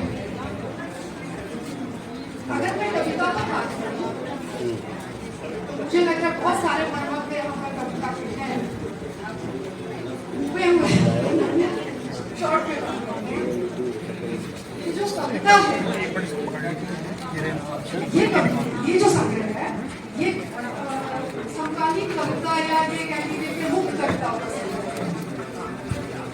और जो एक कविता की विधा होती है पद्य कविता या छंद कविता, तो इस संग्रह में पढ़ते हुए मुझे जो सबसे ज्यादा महत्वपूर्ण बात लगी वो ये है कि पूरी कविताओं में एक शब्द का प्रवाह बना हुआ है और जो एक कविता की मूलभूत जरूरत है उसमें मुझे जो संभावना दिखाई दे रही है रचनाकार में, और जैसे वो जिनसे वो जुड़ी है, क्या वो उनसे जुड़ी है, और जो इस कविता को पढ़ते हुए मुझे संभावना नजर आई वो ये है कि वो जल्दी ही छंद की तरफ बढ़ेगी और बहुत जो उनका अगला संग्रह है वो छंद के शिविर में होगा, मुझे ऐसा लगा। तो मैं जो कविता की बात करूँ तो जो हमारे जो छंद कविता एक मुक्त कविता, तो आप ऐसे समझ सकते हैं कि जो मुक्त कविता है वो छंद को तोड़ के बनी और छंद को तोड़ के अगर मुक्त कविता बना तो यानी कि जो मुक्त कविता लिख रहा है उसे छंद का थोड़ा ज्ञान हो तभी तो थोड़ेगा उससे, तो कम से कम उसको एक छंद का ज्ञान होना चाहिए, तब वो मुक्त कविता तब वो अधिकारी है मुक्त कविता का। तो अब हम उल्टा सफर करें तो हम कहें कि अब आप छंद की तरह करिएगा। इन दो कविताओं को मैं इस तरह देखता हूँ कि जैसे जो समकालीन कविता, जैसे आप झरने के नीचे नहा रहे हैं तो पानी आपके ऊपर टकरा के इधर उधर बिना किसी पैटर्न के इधर उधर जा रहा है, वो मुक्त कविता। और जो छंद कविता वो ये है कि जैसे आप किसी झील में आप धीरे धीरे नीचे उतरते पानी को बिना हिलाए, वो एक छंद का एक पहला है। तो वो मैं अक्सर वही इनके मजहब के रखे हुए हैं। अब इन दोनों जो दोनों क्षेत्र हैं, कविता का भी और ये छंद का भी, इनमें एक चीज क्या कॉमन है? भीख। आप झरने के नीचे खड़े हैं तो भी, और झील में उतर रहे तो भी। तो वो जो भीगना है वो ये बताता है कि कविता में तरलता होनी चाहिए, ठोस नहीं होना। यहाँ पर इनकी कविताओं में मुझे जो सबसे बड़ी खूबी नजर आई वो है तरल। तो कुछ कविताओं का मैं सिर्फ ज्यादा नहीं तो समझ सकता, और उसके बाद में एक कविता जो कविता के ऊपर है, जैसे हम जी ने सुनाया, तो वो बात करती बहुत सच्ची है। इनकी कविताओं को पढ़ते हुए मुझे ऐसा लगा कि जैसे आप हाइकू जाते हैं और आपने हाइकू को जोड़कर कविता लिखी है, उससे कहीं मुझे ये उम्मीद जगी आगे कि आप और लिखाएंगी, सीखेंगी और छवि। तो ये हाइकू विधा भी आसान नहीं है। तो उन जैसे ये कुछ है आपने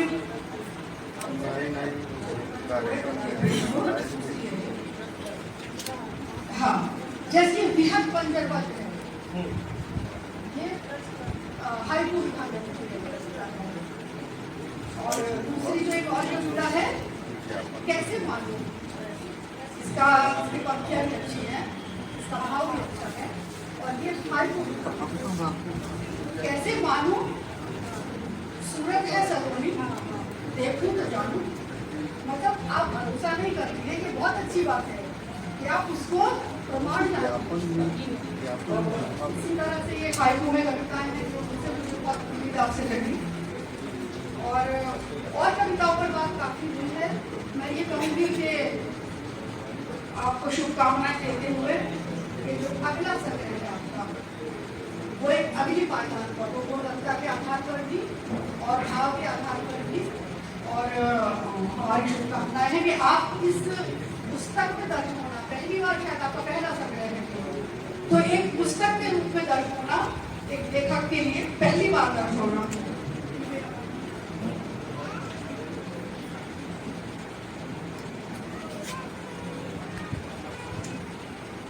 वो एक अलग तरह का रोमांच है। मैं समझ सकती हूँ आपको बहुत सारी शुभकामनाएं। एक कविता मैं बस कविता के ऊपर एक कविता,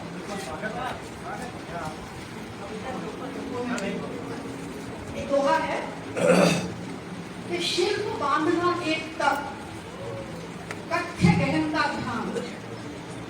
शिल्प बांधना एक तप, कथ्य गहनता ध्यान, शब्द चयन एक साधना, कविता सिद्धि समान। मुझे लगता है कि ये भी एक साधना है जिसमें आप जुड़ी है और आगे चलेगी। एक कविता है क्योंकि आपकी कविता पढ़ के मुझे लगा स्त्री का संघर्ष, और यहाँ बहुत सारी स्त्रियां हैं, उनके संघर्ष से जरूर जुड़े करके, जिसमें कि आपने ये लिखा भी है नारी से नारायणी तक, वो एक संघर्ष उसी भाव को लेकर नारी से नारायणी तक स्त्री कैसे कविता रचती है। बस एक ये कविता है, ध्यान दीजिएगा कि स्त्री सुबह आँख खुलते ही फ्रिज से अपनी डायरी निकालकर और पेन निकालकर भागती है अपने अध्ययन कक्ष की ओर। अध्ययन कक्ष यानी रसोई घर। स्त्री सुबह आँख खुलते ही फ्रिज से अपनी डायरी और पेन निकालकर भागती है अपने अध्ययन कक्ष की ओर। अध्ययन कक्ष यानी रसोई घर। उसके अभ्यस्त हाथ कुशलता से निकालते हुए चाय की पत्ती का डब्बा, जैसे बुक शेल्फ से निकाली गई एक मनपसंद किताब। आटा गूंथते हुए उसकी उंगलियां तैयार करती है एक लिपि। आटा गूंथते हुए उसकी उंगलियां तैयार करती है एक लिपि, और पनीर को बराबर क्यूब्स में काटते हुए वो बढ़ती है कविता का शिल्प। उसके पसीने और उसकी आंसुओं का मिला जुला नमक उसकी कविताओं को देता है संवेदनाओं का भरपूर सोना।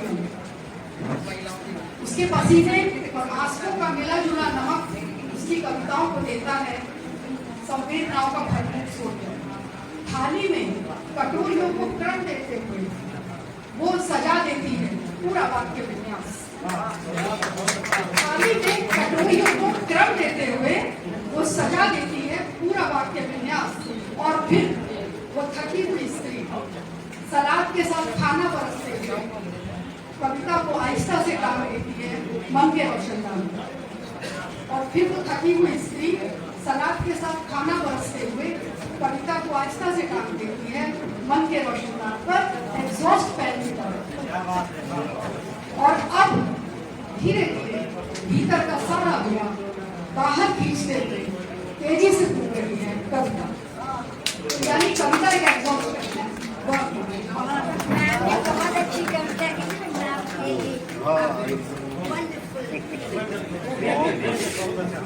शानदार शानदार। चलिए ये सभी बात कविता की एक खुद भी है। हाँ अभी तो यही सब आत्मीय जनों का हार्दिक अभिनंदन है और मैं हृदय से आभारी हूँ आप सभी का कि आप सभी यहाँ आए और अपना बहुमूल्य समय आपने दिया। बहुत अच्छा लगा मुझे, बहुत ही ज़्यादा अच्छा लगा। और इस पूरे कार्यक्रम को आप लोगों ने देखा, मुझे अच्छा लगा। और मेरी जो ये पुस्तक विमोचन की प्रक्रिया जो थी या पुस्तक की जो स्टार्टिंग थी वो सबसे पहले मेरी मित्र हैं, उनके भाई मंजू जी हैं, तो मंजू भैया ही कहते हैं, उनको उन्हीं से संपर्क हुआ था मेरा। आपके माध्यम से मुझे माधव भैया मिले, जिनका मैं नाम कभी नहीं जान पाई, बस माधव भैया है, माधव भैया, जबकि हरिमोहन वाजपेयी जी है, श्री हरिमोहन वाजपेयी जी आपका नाम है, नाम आपका माधव है। और अगर आप नहीं मिलते मुझे तो ये कार्यक्रम जो हो रहा है और या जो पुस्तक छपनी थी वो भी नहीं हो पाती। मेरे मतलब मैं एक समझ सकते हैं आप, एक व्यक्ति जो साहित्य का बिल्कुल भी ज्ञानी नहीं, उसको कुछ भी नहीं मालूम, उसे बस ये मालूम है कि एक महिला है जो अपने विचारों को बहुत सहजता से कहीं लिखती जा रही है, लिखती जा रही है और उसको कुछ माध्यम नहीं मिल पा रहा है जिससे वो उस चीज को प्रकाशित कर सके कि हाँ ये चीजें हैं। तो मैंने जब इनकी एक कविता सुनी और अभी ज़्यादा समय नहीं हुआ मुझे इनसे मिले हुए, अभी शायद एक साल में नहीं हुआ है को मिले हुए। जब मैंने इनकी कविता सुनी तो बहुत सारी शुक्रिया मैम। तो ये मतलब मुझे ये लगा कि कोई व्यक्ति है वो इधर उधर पेज पे लिख रहा है तो क्यों ना उसको एक संग्रहित कर दिया जाए। पुस्तक का प्रकाशन के लिए मुझे नहीं सोच था कुछ देखा, तो मुझे लगा चलिए एक बाइंडिंग कर देते हैं बुक को, बाइंड करके बुक के रूप में फॉर्म में हो जाएगा। तो लेकिन मंजू जी मुझे सौभाग्य से मिले और आपकी मिलने से माधव जी मिले और भैया ने जो मेरी भावनाओं को समझा। मैं नहीं जानती किस तरीके से उन्होंने किया चीजों को, कि सारी व्यवस्थाओं में आपका सहयोग है, बहुत ज्यादा बड़े स्तर पे है। मैं नहीं जानती कि साहित्य क्या चीज है, जैसा कि रिपू जी ने कहा भी कि कविता मुझे नहीं पसंद कि क्या है क्या नहीं, लेकिन कभी कभी उनकी सहजता को मैं देखती हूँ, सीधेपन को देखती हूँ। वो बोलती इतना नहीं है या उनकी मतलब बोलती बहुत ही कम है, मैंने ये देखा है, लेकिन उनकी जो कलम चलती है वो होता है तलवार चल रही है, जो उन्होंने देखा उसका तलवार चल रही है। और उसको मैं चाह रही हूँ कि सारी महिलाएं उस बुक को पढ़ें, उसको समझें। और रिपू जी से मेरा निवेदन रहेगा कि आगे भी ऐसे ही वो लिखते रहें, अपनी कलम को ना रोकें और कलम के आईने के माध्यम से जितनी महिलाएं हैं, स्पेशली महिलाओं के लिए कह रही हूँ क्योंकि ज्यादातर मैंने उनका जो कविता पढ़ी है, नहीं पढ़ती थी मैंने कहा ये पॉइंट सुधार करना, ये पॉइंट सुधार करना, आपने आगे मात्रा लगेगी नहीं लगेगी, इस चक्कर में हर कविता मैंने 10 बार पढ़ी होगी और मैं कहती हूँ कि मैं एक कविता में कोई रुचि नहीं रखती। तो ये चीजें होते आज पुस्तक का विमोचन तक हम लोग पहुंच गए और आप सब लोग यहाँ उपस्थित हुए और आप सभी का मैं बहुत आभारी हूँ कि आप सब यहाँ हैं और ऐसे ही आप लोग हर कार्यक्रम में आते रहिएगा। और मैं अपनी ओर से जितना भी धन्यवाद माधव जी को करूँ वो मेरे लिए बहुत कम होगा। और साथ में यहाँ पे जितने लोग उपस्थित हैं, जितनी भी मैंने कुछ अपने लोगों को यहाँ पर बुलाया था, यानी कि परिस्थिति विद्यालय की टीचर है, बहुत सारी यहाँ कविता की भी है, कि मैं ये चाहती हूँ कि अगर आप लिखते हैं और आपको कोई ग्राउंड नहीं मिल पा रहा, जैसे मुझे नहीं मिल पा रहे थे प्रकाशक या कोई व्यक्ति नहीं मिल पा रहा था, तो सबसे बड़े एग्जाम्पल यहाँ माधव भैया हैं और मंजू जी हैं।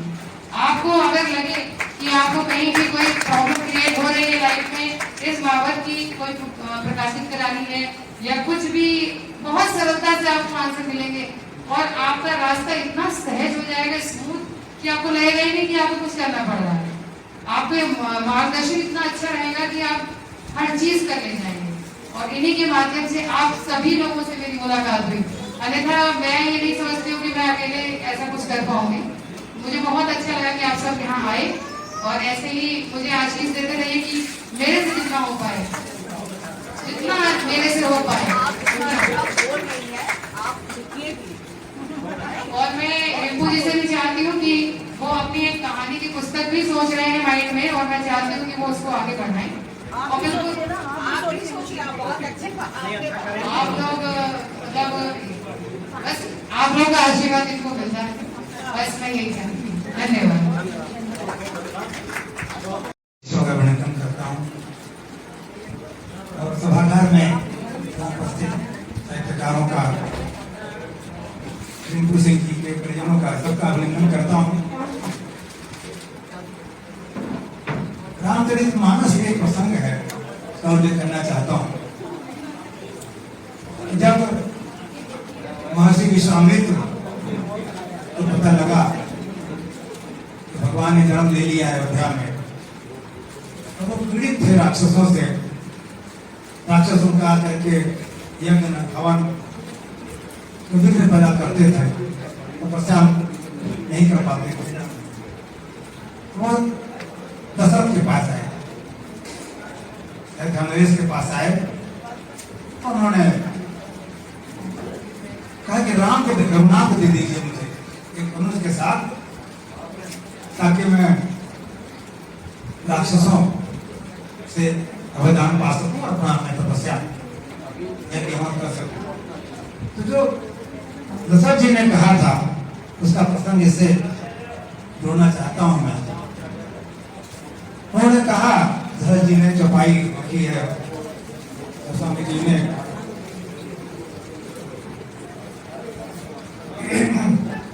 उन्होंने कहा कि सभी जो हमारे संतान भाई जो हैं ये सभी प्रिय हैं, सब सुत मोहि राम की नाई, राम देख नहीं बनत गोसाई।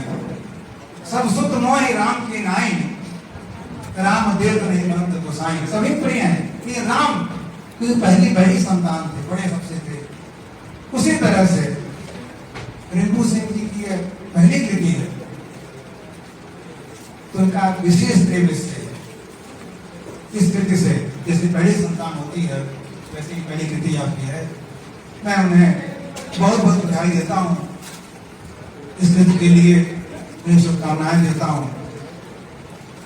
मैं इस कृति के को सामने लाने में, इस आयोजन करने में जो योगदान रहा है मंजू मंदिर भंडवी जी का, या हमारे राज मोहन वाजपेयी माधव जी का जो प्रांजल पब्लिकेशन चलाते हैं, और देश के शीर्ष कार्टूनिस्ट हैं, गजलकार भी हैं, गीतकार भी हैं, छंदकार भी हैं, उनका भी बड़ा योगदान रहा इस आयोजन में, इस कृति को इस रूप में लाने में। उनको भी बधाई देता हूँ। और रिंकू सिंह जी के जो प्रेरणा स्रोत रही हैं मुक्ति वर्मा जी, उनको भी मैं शुभकामनाएं देता हूँ, साधुवाद देता हूँ। और इस अवसर पर मैं रिंकू सिंह जी के पति हैं, पुस्तक पर बोल चुकी हैं नमता जी। मुझे डर था कि नमता सिंह जी बोलेंगे, कोई बचेगा नहीं बोलने के लिए मेरे लिए, जो डर था वही हुआ। जो जो मैंने फ्लैग लगा रखे थे सब बोल दिया नमता जी ने, अब नया पन्ना तराशना पड़ेगा। तो रिंकू सिंह देव के जो पति देव हैं अभिषेक सिंह जी, वो भी साधुवाद के पात्र हैं, बधाई के पात्र हैं। एक बार मैंने अपनी पत्नी से पूछा कि भाई आपका क्या सहयोग मेरे साहित्य सृजन में, आप लोग कुछ सहयोग करती नहीं हो, लोग चिढ़ जाती है, कहाँ चले जाते हैं, रोज चले जाते हैं। पूछती है आज कि आज कहीं नहीं जाना है, हमको नहीं जाना, क्यों नहीं जाना है, तो बैंक में बोलती है क्यों नहीं जाना है आज। तो उसमें राम का प्रसंग उसमें भी एक जब रामधन में पहुंचे तो उन्होंने वही चौपाई सुनाई हुई, तो जो चौपाई है उसमें तो पूरा पानी का सदुपयोग हो जाए, जहाँ जहाँ सिंचाई कर सकता वहाँ अनावश्यक वो बाढ़ फैल करके क्षति न पहुंचाए। तो मैं आशा करूंगा कि जो भी विधि आपकी आएगी वो संतों से अनुशासित होगी।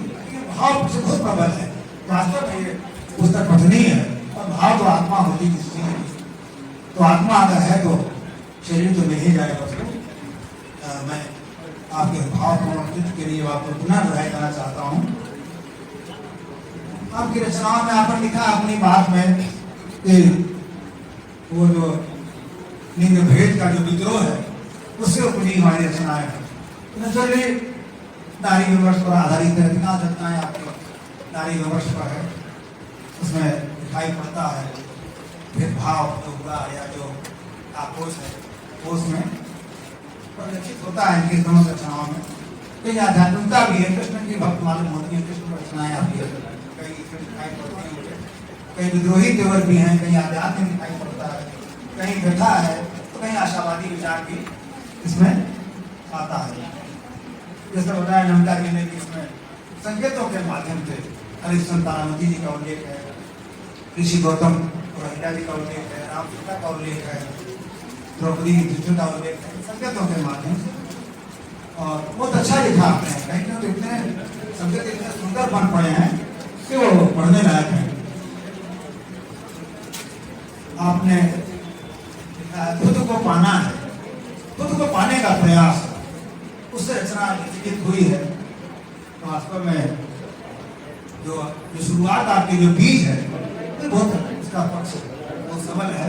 तो मुझे उम्मीद है कि काफी साहित्य जगत को काफी योगदान करेंगे आप अपना। कविता में देखें तो कविताओं में प्राण है जो नहीं होता है, सपाट गाड़ी नहीं है, प्राण है कविताओं में, बस इसको एक रूप देना है। तो बहुत अच्छा वो इसमें मुझे लगता आपका है हरिंदु जी। हम लोग आने दर्शन में बात करना चाहता हूँ और पुनः बधाई देना चाहता हूँ और शुभकामनाएं देना चाहता हूँ। और कुछ मैं कुछ पढ़ना चाहता हूँ, कृतियाँ जो बहुत अच्छी है। देखिए उन्होंने प्रयोग जो किया है, तब तक आप लोग खाती रंग तो सुन लीजिए। देखिए उन्होंने क्या प्रयोग किया है। दुनिया के 100 रंग, दुनिया के 100 रंग मोही दो ही प्यारे, दो ही रंग प्यारे हैं। दुनिया के 100 रंग मोहे दो ही प्यारे, एक प्यारा श्वेत दूजा भावे काये। एक श्वेत रंग पसंद है, दूसरा काला रंग पसंद है। क्यों पसंद है देखिए, कारण बताती है। एक प्यारा श्वेत दूजा भावे काये, उसका एक ने सब त्यागे तो दूजे ने अपनाए। तो श्वेत रंग बनता है, पता पड़ेगा कितना अच्छा है, अपने आप लोग है। एक ने सब त्यागे दूजे ने अपनाए। मैं और छोड़ दे रहा हूं, मैं खुद को पाना है। उदाहरण देना चाहता हूं आपको। शब्दों के मोती भाव में पिरोती, अर्थयुक्त एक वाक्य सजाती में। आगे क्या करती है, कविता लिखना एक बहाना है। हाँ, हमें तो खुद को पाना है। वास्तव में कविता लिखता कोई तो खुद के करीब पहुंचता है, खुद के करीब पहुंचता है। कविता लिखना एक बहाना है। हाँ, हमें तो खुद को पाना है। स्वयं से अनजान रहूं तो आखिर कौन अपना है, कौन यहाँ बेगाना है। हाँ, हमें तो खुद को पाना है। और दो पंक्तियां और सुन लीजिए। आपकी आशंका है कि कौन पढ़ेगा, बहुत से पढ़ा जाएगा, ऐसा नहीं है। लेकिन मैं कुछ पढ़ दे रहा हूँ, तो पढ़ाई के मान लीजिए आप। मेरा लिखा पढ़ेगा कौन। पहली कृति आपको रहता है कि पसंद पाए ना आए, तो शंका रहती सबके मन में। मेरा लिखा पढ़ेगा कौन, पढ़ भी ले कोई तो शब्दों की भावना, भावनाओं की गहराई को समझेगा कौन। तो पढ़ भी लेगा तो समझेगा कौन, मेरा लिखा पढ़ेगा कौन। देखिए ये भी उदाहरण है पालन के लिए। स्वयं में ही खोए सब औरों के विचारों पर मनन करेगा अब कौन, मेरा लिखा पढ़ेगा कौन। और देखिए और भी व्यंग है लाइक के इस दौर में लोग लाइक कर देते हैं, पर कुछ लिखते भी नहीं, कहाँ टाइम है। एक लिखा था कि लाइक मत क्या करिए मेरे पोस्ट, वोटिंग नहीं हो रही है, लाइक कर दिया आपने, कुछ लिखा करिए अच्छा बुरा जो भी। तो लाइक के इस दौर में भावों को ठेंगा दिखाते शुद्ध आलोचक बने अब कौन। तो सही बात है, आजकल सब लाइक कर देते हैं, लेकिन वाह वाह कर देते हैं बिना पढ़े बिना समझे।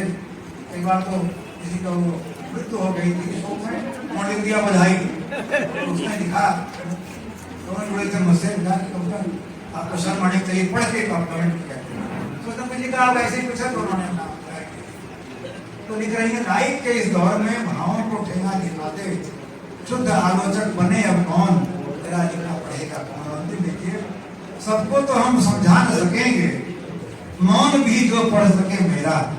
कितनी बड़ी बात है, सबको तो हम समझा न सकेंगे, मौन भी जो पढ़ सके मेरा, ऐसे मुझे पढ़ेगा कौन, मेरा लिखा पढ़ेगा कौन। तो आप आश्वस्त रहिए जी, आपका लिखा पढ़ा जाएगा। आप यात्रा जारी रखिए इसमें।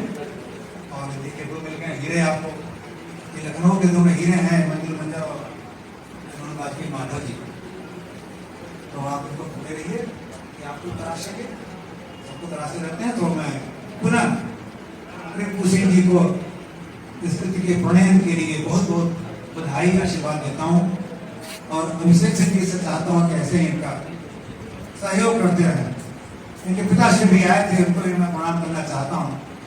पिताजी भी इनके आए थे आशीर्वाद देने के लिए सहयोग में, तो बहुत बहुत आभार आपका, बहुत बहुत धन्यवाद। इन्हीं के साथ वाणी को राम देता हूँ।